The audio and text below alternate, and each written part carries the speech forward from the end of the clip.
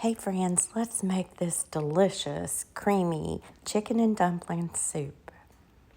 You will need a large pot for this recipe, and go ahead and turn your stovetop eye on to simmer. Add 3 tablespoons of butter, 2 stalks of celery diced, half of a yellow onion diced, 1 tablespoon of minced garlic. Give all of that a stir, and we are going to let this simmer for about 5 minutes. After 5 minutes, we are going to add 1 can of evaporated milk.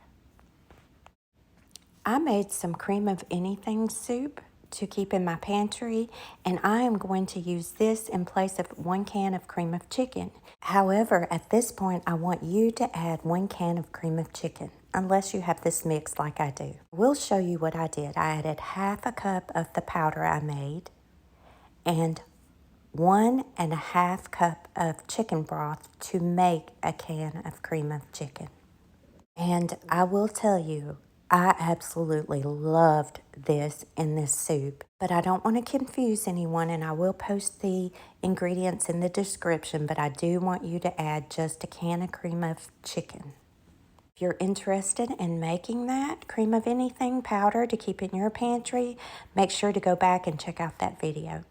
So at this point, you have added 1 can of cream of chicken. I added my 1.5 cup of chicken broth and my powder to make a can of cream of chicken.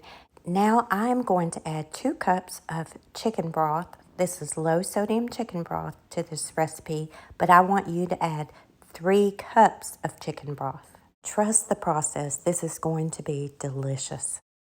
Add 1 12-ounce bag of frozen mixed vegetables, a pinch of thyme, and if you like measurements, that's 1/4 teaspoon of thyme, and 1 teaspoon of parsley. Our stovetop eye is still on simmer. We're going to give this a stir, and then we are going to add 2 large chicken breasts, pre-cooked and shredded. You can always use a rotisserie chicken for this recipe. I like to bring my chicken home from the grocery store, throw it in my Instapot, go ahead and cook it and freeze it for recipes like this. This cuts your prep time down almost by half by doing this. Once we've added our chicken, we're just going to lay that wooden spoon across the top. We are going to keep our stovetop fire or burner on simmer, and now we are going to make some homemade cold water dumplings. If you want to buy store-bought biscuits, that works too. Whatever is easiest for you.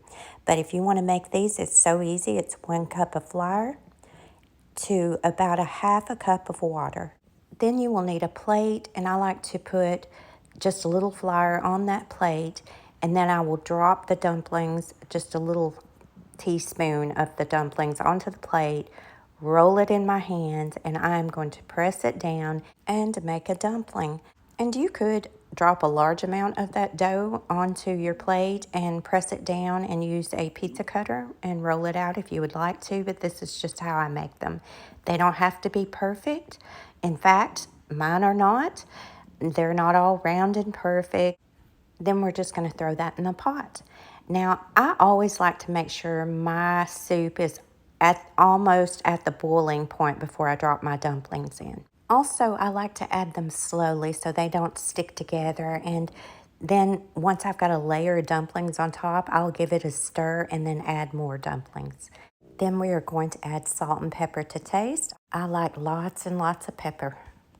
Once you've got all your dumplings in the pot, I like to put the lid on it, leaving a crack so the steam can escape. And I go ahead and I cut that stovetop eye or that burner off. And because this is a creamy consistency, a creamy soup, you may want to move it off of that stovetop eye or burner.